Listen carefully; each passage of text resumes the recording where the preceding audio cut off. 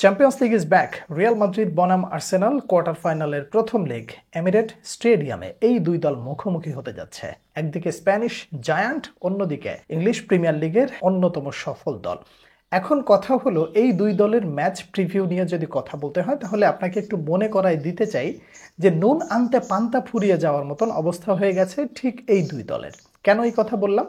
দেখেন, দুটো দল ইনজুরিতে এমনভাবে জর্জরিত হয়ে যাচ্ছে, পুরো বিষয়টা কেমন যেন ছেড়ে দেমা কেঁদে বাঁচির মতন অবস্থা। একদিকে রিয়াল মাদ্রিদের ডানি সেবায়োস, আন্দ্রে লুনিন এবং ফোরল্যান মেন্ডিনাই ইনজুরির কারণে, সেই সাথে আবার কার্ড সাসপেনশনের কারণে যুক্ত হয়েছে আর্লিয়ান শুয়েমেনির নাম। এখন এই যদি হয় রিয়াল মাদ্রিদের অবস্থা, তাহলে আপনি একটু দেখেন আর্সেনালের দিকে, সেখানেও দেখেন ইনজুরির লিস্ট একেবারে কিন্তু কম না। বলা যায় যে রিয়াল মাদ্রিদের চেয়ে আর্সেনালের অবস্থাটা একটু বেশি করুন, তার কারণ তাদের নিয়মিত একাদশের একদম মেইন কি কয়েকটা প্লেয়ার তাদের কিন্তু ইনজুরির কারণে দলে নেই। এত কিছুর পরেও এই দুটো দল যখন মাঠে নামবে তখন আপনাকে বেশ এক্সাইটিং কিছু মুহূর্ত উপভোগ করতে হবে, বা তারা উপহার দেবে এটা আপনি অনেকটা নিশ্চিত থাকতে পারেন।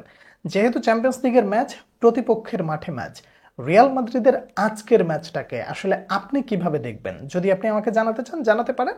আমার ব্যক্তিগতভাবে মনে হয় যে আজকের ম্যাচটা রিয়াল মাদ্রিদ অবশ্যই সাবধানতার সাথে খেলতে হবে।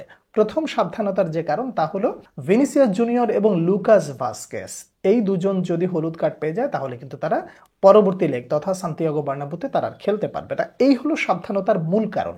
সাবধানতার এর পরের যে কারণটা সেটা হলো যে যেহেতু আর্সেনালের মাঠ, এখানে আর্সেনাল নিজেদের আধিপত্য বিস্তার করতে চাইবে সব থেকে বেশি, তারা যেভাবেই হোক ঘরের মাঠে জিততে চাইবে। রিয়াল মাদ্রিদের এই জায়গাটা সাবধানতা বেশি অবলম্বন করতে হবে। তার কারণ হলো, কোনোভাবে যদি বড় ব্যবধানে রিয়াল মাদ্রিদ আর্সেনাল বিপক্ষে হেরে যায় তাহলে সেটা ঘরের মাঠে তাদের জন্য কিন্তু সব থেকে বড় কষ্টকর পরিস্থিতি ফেস করতে হবে।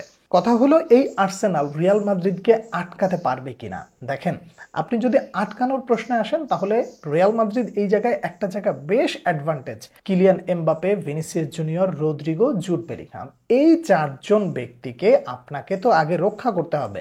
এই চারজন ব্যক্তিকে যদি সামলাতে না পারে আর্সেনাল, তাহলে বিপদ কোন পর্যায়ে যায় ঠেকতে পারে সেটা আর্সেনাল বোধহয় কিছুটা হলেও জানে।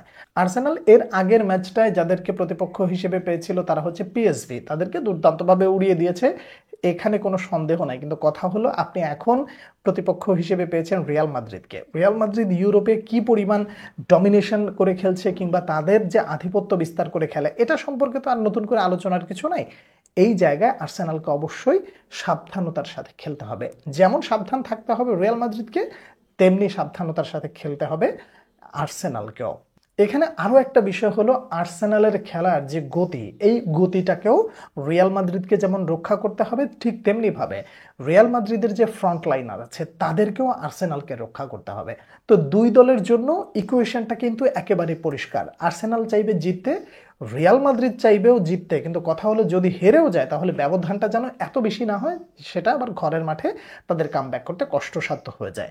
আপনারা যারা নিয়মিত ফুটবল ফলো করেন তার নিশ্চয়ই আমার সঙ্গে ডিসএগ্রি করবেন না। তা হলো, রিয়াল মাদ্রিদের বিপক্ষে আর্সেনাল যদি ডিফেন্সিভ মেন্টালিটি নিয়ে মাঠে নামে তাহলে সেটা কিন্তু তাদের জন্য কষ্টকর হতে পারে। তার কারণ হলো, রিয়াল মাদ্রিদ প্রতিপক্ষের মাঠে খুব বেশি কাউন্টার অ্যাটাক করে খেলবে না, তারাও আস্তে ধীরে খেলার চেষ্টা করবে, কিন্তু সুযোগ পেলে তারা কিন্তু সেই সুযোগটা ভালো মতো কাজে লাগাবে। একদিকে আপনার দলের সেরা কিছু খেলোয়াড় ইনজুরিতে মাঠের বাইরে, অন্যদিকে রিয়াল মাদ্রিদের ঘরের মাঠে পড়েছে দ্বিতীয় লেগ। এই ম্যাচ, প্রথম ম্যাচ অর্থাৎ নিজেদের ঘরের মাঠে আর্সেনালকে যেমন জিততে হবে, তেমনিভাবে যদি হেরেও যায় তাহলে রিয়াল মাদ্রিদের ঘরের মাঠে গিয়ে যেন খুব বেশি পরীক্ষার মধ্যে পড়তে না হয় আর্সেনালকে, এই জায়গাটা খুব বেশি সতর্ক থাকতে হবে। দেখুন, আমি ব্যক্তিগতভাবে ইংলিশ প্রিমিয়ার লিগের কোনো দলকে ছোট করে দেখি না। কেন ছোট করে দেখি না? নিশ্চয়ই আপনারা যারা ফুটবল ফলো করেন তারা ভালো করে জানবেন। আপনাদের কাছে আমি একটা প্রশ্ন করি, এই সিজনে নটিংহ্যাম ফরেস্ট যেই লেভেলের ফুটবলটা খেলছে, যেই ক্লাসটা মেনটেন তারা করছে, আপনি কি কল্পনা করেছিলেন গত সিজনে যে তারা এই সিজনে এত ভালো খেলবে? অবশ্যই করেননি। তার মানে হলো যে ইংলিশ প্রিমিয়ার লিগে ছোটোখাটো দলগুলো মাঝে মধ্যে যেই ধরনের ফুটবল খেলে সেটা আপনাকে অবাক করে দিতে পারে। তাহলে বিষয়টা কি দাঁড়ালো? যেই লিগে ছোট ছোট দলগুলো মোটামুটি বড় বড় দলগুলোদের ধসিয়ে দেয়, সেখানে আর্সেনালের মতন একটা দলকে আপনি কি খুব সহজভাবে নেবেন? নেওয়ার কোনো সুযোগ নাই। অ্যাজ আ মাদ্রিদ ফ্যান আপনি অবশ্যই বলবেন দলটার নাম যখন রিয়াল মাদ্রিদ, টুর্নামেন্ট যখন চ্যাম্পিয়ন্স লিগ, তখন প্রতিপক্ষে কে আসলো কে গেল এসব দেখার কোনো বিষয় নয়। মাঠের খেলায় আসলে আমরা প্রমাণ করে দেব রিয়াল মাদ্রিদ কি জিনিস। ডেফিনেটলি আমি আপনার কথার সাথেও ডিসএগ্রি করি না। রিয়াল মাদ্রিদ ইউরোপে যেই শাসনটা দেখায় এবং তার যেই ফুটবলটা খেলে, সেখানে এই কথাগুলো আসলে একেবারেই মিথ্যে নয়। আমি আমার দিক থেকে আমি আমার প্রেডিকশনটা আপনাদেরকে জানিয়ে দেব। আপনি কি ভাবছেন এই ম্যাচটায় কারা এগিয়ে আছে, কারা পিছিয়ে আছে, এবং রিয়াল মাদ্রিদের সম্ভাবনা কতটুকু, আর্সেনালের সম্ভাবনা কতটুকু, আপনি আমাকে জানাবেন। পরবর্তী ভিডিওতে আবার দেখা হচ্ছে। অনেক অনেক ভালো থাকবেন।